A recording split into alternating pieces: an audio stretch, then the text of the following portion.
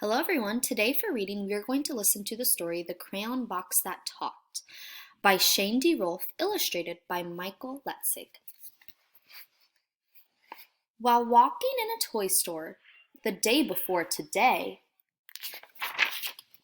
I overheard a crayon box with many things to say.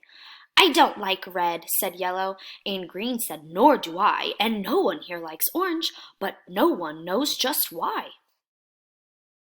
So far we have met a character. We've met this little girl. This little girl is the person who is telling the story.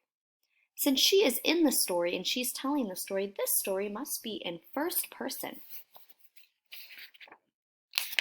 "We are a box of crayons that does not get along," said Blue to the others. "Something here is wrong." We've also learned that there is a problem in this story.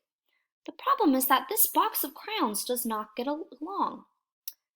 Let's figure out what they do. "Well, I bought that box of crayons and took it home with me,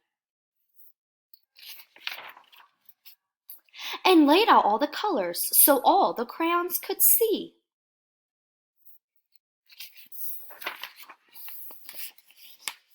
They watched me as I colored with red and blue and green, and black and white and orange, and every color in between.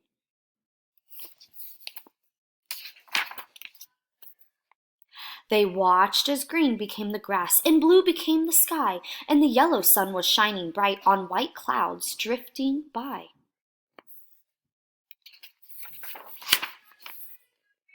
Colors changing as they touched, becoming something new. They watched me as I colored. They watched till I was through. And when I'd finally finished, I began to walk away. And as I did, the crayon box had something more to say. I wonder what they're going to say now. They all look a lot happier on this page than they did at the beginning.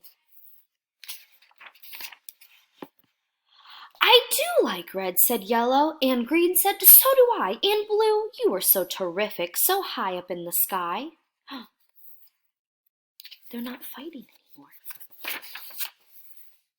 "We are a box of crayons, each one of us unique, but when we get together, the picture is complete."